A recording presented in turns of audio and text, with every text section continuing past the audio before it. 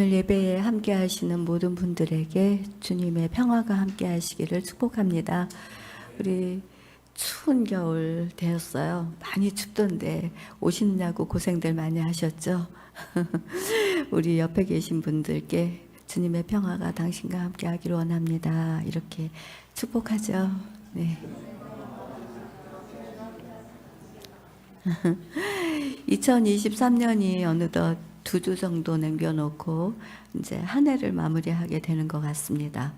저는 2023년 오늘 주일을 마무리로 또 2023년의 말씀 메시지를 이제 마무리하는 시간이기도 하죠.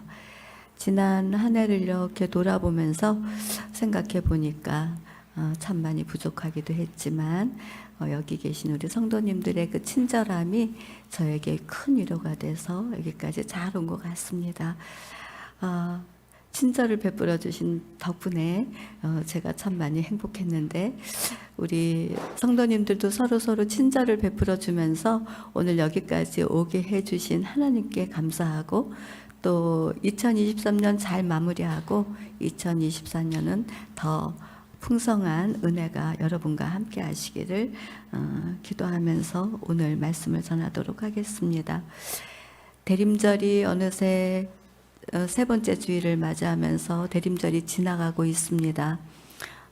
대림절은 기다림의 계절이라고도 하죠.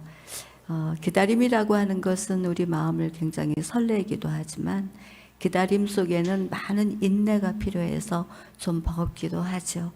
하지만 하나님의 사랑 안에 있는 저와 여러분들은 이 기다리는 시간이 버겁고 힘은 든다 할지라도 그것이 우리에게 하나님이 베풀어 주시는 위로와 평안이 있으므로 우리는 그 축복을, 그 은혜를 받아 누리는 귀한 주님의 자녀인 줄로 믿습니다.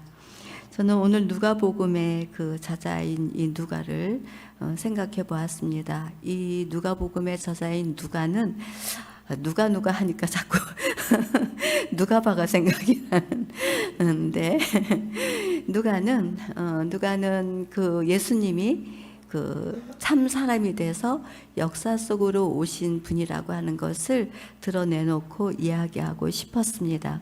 그래서 그 마리아에게 성육신에서 아기 예수가 태어났고 그리고 그 마중물로 시므온이 이제 예수님을 만나고 그러면서 사람이 되어서 오신 아기 예수를 구세주로 온 세상의 메시아로 선포하는 그 일들을 누가는 기록해 놓으면서 온 세상을 구원하실 예수, 그분이 진정한 하나님의 아들 메시아인 것을 글로다가 기록을 해서 우리들에게 드러내주고 있습니다.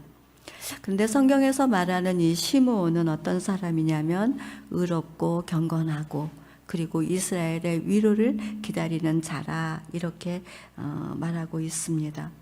의롭고 경건하다는 의미는 어두운 세상 속에서 살아가고 있지만 그럼에도 하나님을 간절히 기다리고 바라면서 하나님의 뜻이 이루어지는 그 일들에 대하여 마음을 집중하고 있는 사람이라는 의미입니다.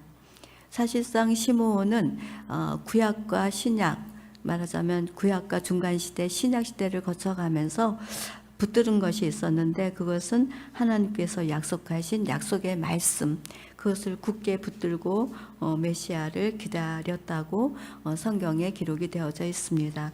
우리 이사야서 40장 1절에서 2절 말씀을 같이 읽도록 하겠습니다. 시작. 너희의 하나님이 이르시되 너희는 위로하라 내 백성을 위로하라. 너희는 예루살렘의 마음에 닿도록 말하며 그것에게 외치라. 그 노역의 때가 끝났고 그 죄악이 사함을 받았느니라. 그의 모든 죄로 말미암아 여호와의 손에서 벌을 배나 받았느니라 하시니라. 아멘. 또 이사야서 40장 13절은 제가 읽겠습니다. 하늘이여 노래하라. 땅이여 기뻐하라. 산들이여 즐거이 노래하라.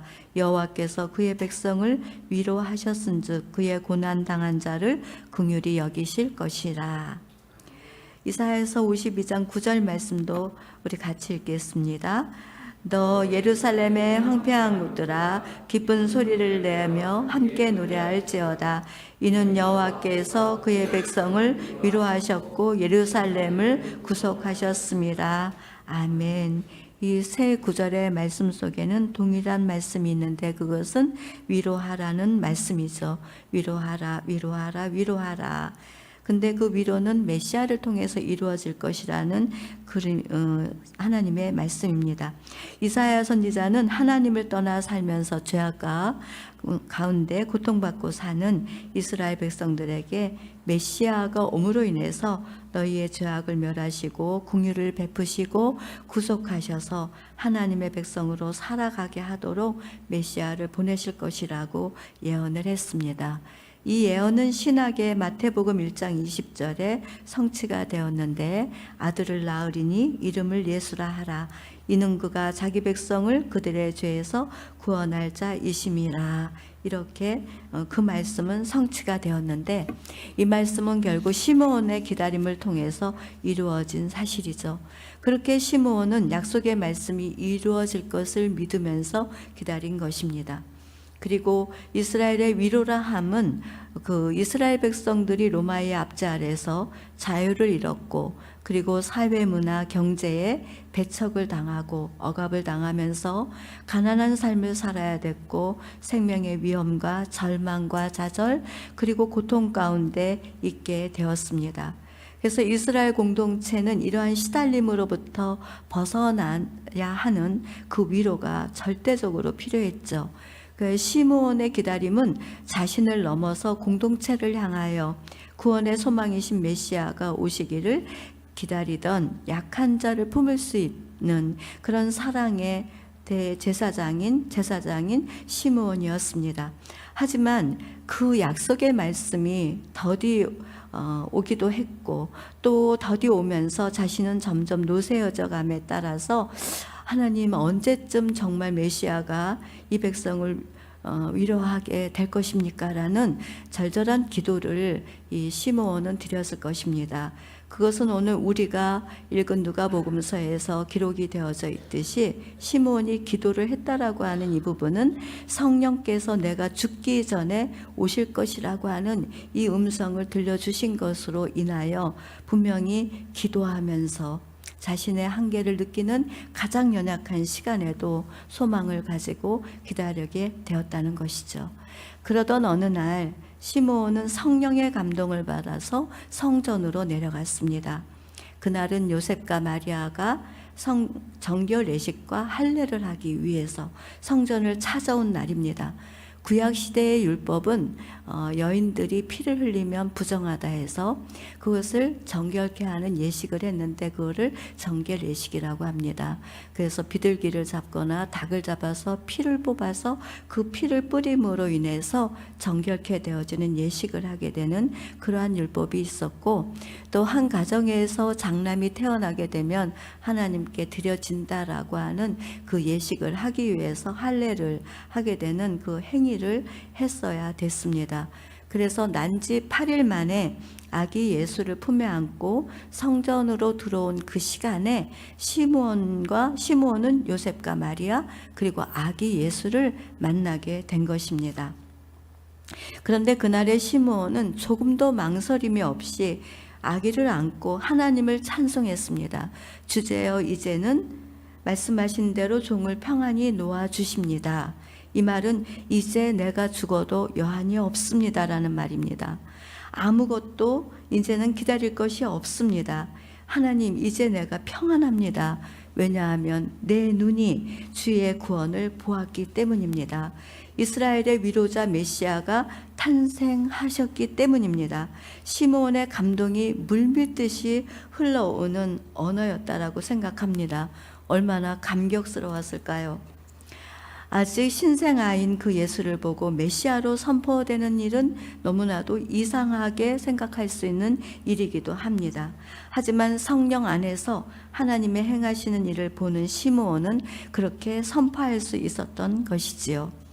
구약시대의 엘리야도 비가 오기를 간절히 기도했는데 하늘을 보았을 때 손바닥만한 구름을 보고 큰 비가 올 것이라고 그렇게 예언을 했습니다. 하나님을 집중하고 하나님을 향하는 사람들에게는 하나님이 어떻게 그 일을 이루어 가시는지, 지극히 작은 일에도 그 행하시는 일을 보면서 큰 일을 선포해가는 능력이 있다는 것을 우리들이 생각해 볼 수 있습니다. 우리들의 기다림도 이러해야 할 것입니다. 하나님께서 행하시는 일을 보기도 전에 포기하고 낙심이 많은 이런 세상을 우리들이 살아가고 있지만, 언제나 살아계셔서 우리를 보시고 아시는 구원의 소망이신 예수님을 더 기다리고 기다리다 보면 성령께서 알게 하시고 반드시 행하시는 일들로 인하여 위로와 평안을 우리 모두에게 부어주실 줄로 믿습니다. 그러므로 옆에 계신 분에게 이렇게 고백해 볼까요? 우리 예수님의 구원을 기다리고 기다립시다.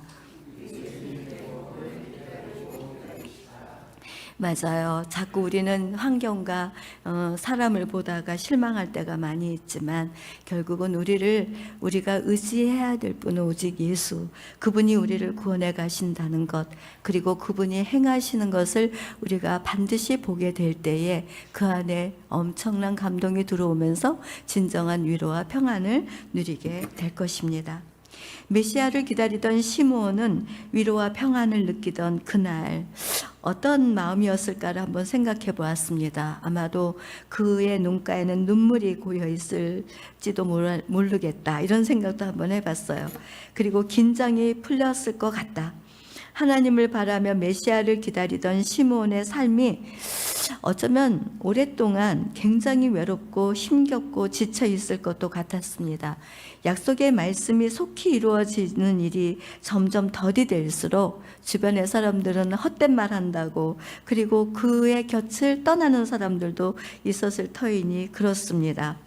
신앙을 지키며 살아가면서 사람들로부터 따돌림도 받고 외면도 당하는 그런 일들도 분명히 있을 것이지만, 그토록 그리워하던 메시아를 만남으로 한순간에 모든 것이 눈 녹듯이 녹아내리고 성령의 감동하심을 따라 아기에게서 메시아를 보고 역사 속으로 오신 구원자 예수를 평안 가운데 하나님을 노래하는 그 기쁨을 시므온은 우리들에게 보여주고 있습니다. 빛의 화가라고 불리우는 그 네덜란드의 렘브란트라고 하는 사람이 있습니다. 이렇게 보시면 이쪽에 있는 분은 똑같은 동일 인물이에요. 렘브란트. 그런데 청년 20대고 저쪽은 60대의 화가 렘브란트입니다. 이 사람은 그림을 그리면 그 그림 속에 빛을 내주는 그런 역할을 하면서 지냈다고 합니다. 청년 시절인 1628년에 그 시므온이 아기 예수를 안고 있는 그림을 그리기도 했고, 또 여기에 보면은 이게 청년 시절에 이 렘브란트가 그린 그림입니다. 그런데 시므온이 힘이 있는지 한 손으로 아기 예수를 이렇게 안고 있어요. 그러니까 청년 렘브란트는 이 시므온에게 투영된 아기 예수도 힘 있는 시므온의 모습으로 이렇게 그림을 그렸는데, 그 빛이 아기 예수에게로 가 있지요. 그래서 빛의 화가라고 하는 별명을 가졌는데, 이 렘브란트가 20대 청년 때 그린 그림을 그리면서 이 사람은 굉장히 잘 살고 아주 부유한 그런 삶을 살았다고 합니다. 그런데 또 하나의 그림은 60대에 그린 그림입니다. 60대에 그린 여기 그림에 보면 시므온이 지금 눈을 떴는지 감았는지 그것도 잘 모르겠어요. 굉장히 희미한데, 그 시므온이 그 아기 예수를 두 손으로 이렇게 잘 안고 있는 이런 모습을 우리들은 볼 수 있죠. 그러니까 20대는 너무나 힘도 있고 잘 살던 그런 부유할 때 그림을 그렸다면, 이 60살이 된 렘브란트는 이때 그린 그림의 상태는 어땠냐면 붓 한 자루도 살 수 없을 만큼 굉장히 가난한 삶을 살았다고 합니다. 그리고 아내가 둘을 맞이하게 됐는데 죽으면서 또 아내를 맞이했지만 그 살아오는 평생에 두 아내를 다 잃어버렸고, 자녀가 6이나 됐었다고 하는데 그 중에 5명이 다 먼저 죽고 하나만 남는, 가난하고 애통하고 아주 힘에 지쳐 있는 그런 시간에 저 그림을 그렸다고 합니다. 저 그림을 그렸는데 그 암스테르담 그쪽 어느 쪽에선가 고독사로 죽었어요. 근데 이 그림을 다 완성하지 못한 상태에서 죽었다고 합니다. 그래서 남은 그림은 다른 화가가 그림을 그렸다고 하는데, 그렇게 먹지도 못하고 가난하게 살면서 이 렘브란트 화가가 왜 이 그림을 놓지 못하고 끊임없이 그렇게 살다가 결국은 굶어서 죽었다라고 하는 그런 이야기를 들었어야 했을까? 아마도 이 렘브란트 화가는 저 그림 속에서 아기 예수, 그 아기 예수가 정말 나의 구원의 소망이라고 하는 그 믿음의 고백을 갖지 않았을까라는 그런 생각들을 이 그림을 논평하는 사람들이 그 이야기로 들려주고 있습니다. 한번 생각해 보죠. 대림 계절에 우리들은 무엇을 기다리고 기다려야 할까? 이미 우리 가운데 오셔서 구주가 되어주신 예수님 안에 살면서 제 용서받은 은혜가 있지만 마음속에 아직도 더러운 죄성을 버리지 못하고 여전히 죄 가운데 머물러 있다면, 또 예수를 닮아가면서 살기를 바라지만 헛된 것에 마음을 뺏겨서 성숙되어져 가지 못하는, 그래서 자신이 속이 상하는 그런 시간대에 있다면, 사랑의 나눔을 실천하면서 세상의 약자를 위하여 살려고 하지만 여전히 불안한 세상 속에서 하나님을 따르는 사람답게 살지 못해서 흘리는 눈물이 있다면, 상황에 따라 낙심하고 화도 내고 분노하고 믿음이 식어져 점점 하나님으로부터 멀리 떨어져 가는 그런 마음을 갖고 있다면, 고난을 자처하면서도 그리스도를 따르는 기쁨보다는 그 고난의 힘에 밀려 어둠의 마음으로 살아가고 있다면, 그래서 우리 마음이 상하고 찢기고 지쳐있는 마음으로 우리들이 지금을 그렇게 있다면, 우리의 구원의 소망이신 그 예수, 시므온이 만났듯이, 렘브란트가 만났듯이 우리도 그렇게 만나가면서 우리의 속사람이 더욱 정결하게 되어지고 하늘의 소망을 품고 사랑의 나눔을 이루면서 식어진 믿음을 다시 일으켜 세우고 내 자신을 넘어서 공동체의 위로가 되는 그 예수 그리스도를 증거할 수 있는 그 기다림이 오늘 이 대림절에 우리 안에 가득 차 있어서 그분을 만남으로 위로와 평안이 있다면 우리도 이 대림절이 은혜로운 대림절이 될 것을 확실히 믿습니다. 우리의 심령에도 그와 같은 예수를 기다리는 은혜가 있게 되기를 바랍니다. 그러면서 누가는 시므온이 마리아에게 의미심장한 말을 건네며 메시아 예수의 미래를 이야기하는데요. 우리가 32절까지 읽었지만 34절, 35절을 제가 읽어드리도록 그렇게 하겠습니다. 시므온이 그들에게 축복하고 그의 어머니 마리아에게 말하여 이르되, 보라, 이는 이스라엘 중 많은 사람을 패하거나 흥하게 하며 비방을 받는 표정이 되기 위하여 세움을 받았고 또 칼이 내 마음을 찌르듯 하리니 이는 여러 사람의 마음의 생각을 드러내려 함이니라 하더라. 아멘. 예수께서 세움을 받고 이 땅에 오신 것은 이스라엘 백성 중 많은 사람을 패하게 하거나 또는 흥하게 하는 그 일들을 하는데 비방을 받는 표적이 되기 위하여 오셨다라고 하는 말씀입니다. 비방이라는 말은 남을 헛뜯어서 말하는 것인데 그러한 일의 표적이 됐다라는 말이죠. 즉 예수를 좋게 말하는 것이 아니라 나쁘게 말해서 외면당하고 버림을 당하고 배척을 받으신다는 말입니다. 이러한 삶이 우리를 구원하러 오신 예수에게서 일어난다는 이 시므온의 말에 마리아 어머니의 마음은 얼마나 마음이 이상했을까요? 우리들은 자식을 낳아 기르면서 자식이 칭찬받고 인정받으며 즐겁게 지내는 것이 얼마나 우리를 좋게 하고 행복한 일인 것을 우리는 너무나 잘 알고 있습니다. 하지만 반대로 무시당하고 괴롭힘을 받고 친구들이 우리 아이들한테서 멀리한다면 당장 달려가서 그 문제를 풀어주려고 하거나 또는 무척이나 고민을 하게 될 것입니다. 그런데 그 일이 구원자 예수께서 행하시는 일이 된다는 것, 이것이 마리아의 마음에 그 말은 마음속 깊이 새겨지는 말이 되었을 것이 분명합니다. 말은 듣기에 좋은 말도 있지만 듣기에 힘들어도 가슴에 새겨지는 말이 있다는 것을 배웁니다. 듣기에 좋은 말을 할 때는 사람들이 따르지만 가슴에 새겨야 하는 말을 할 때는 그 일을 좋게 여기지 않아 그 곁을 떠나는 것을 경험하게 됩니다. 옳은 말을 많이 해서 괴로움을 당하고 옳은 행동으로 인하여 사람들로부터 해체되고 외로움의 길에 서 있다면, 즉 의를 위하여 핍박을 겸하여 받고 애통해 한다면 이러한 사람들에게 주님은 무엇이라고 말씀하시나요? 기뻐하고 기뻐하라.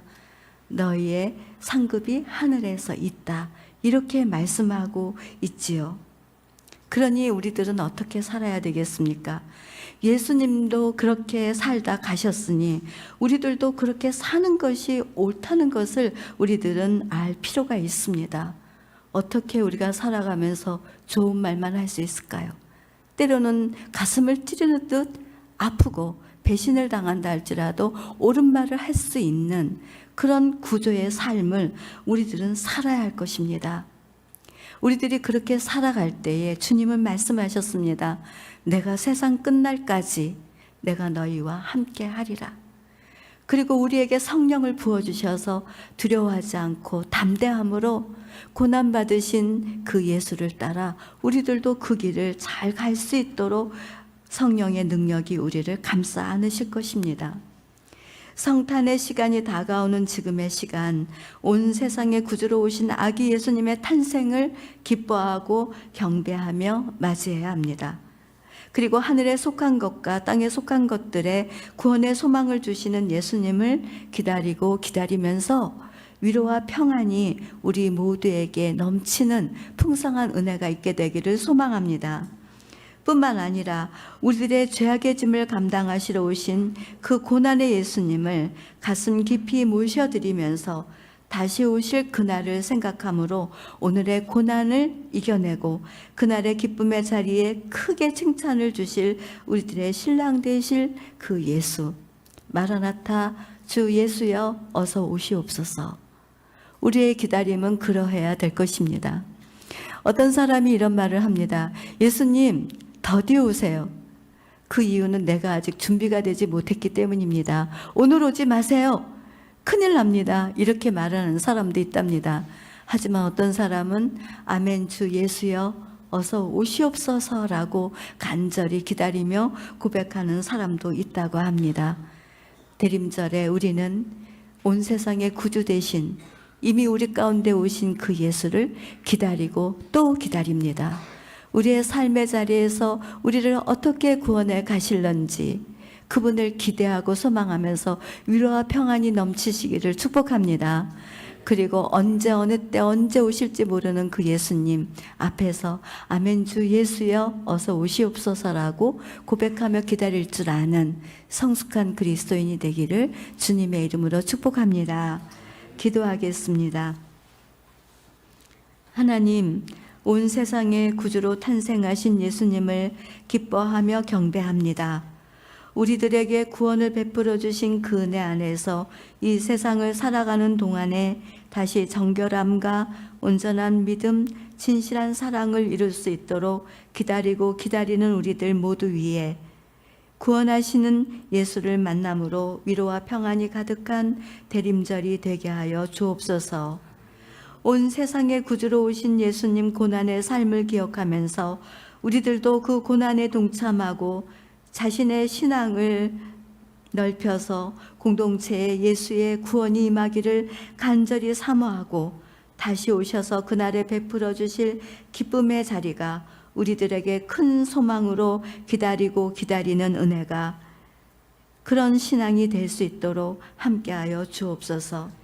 온 세상의 구주로 오셔서 구원의 길을 밝히 보여주시는 우리 주 예수 그리스도의 이름으로 기도합니다. 아멘.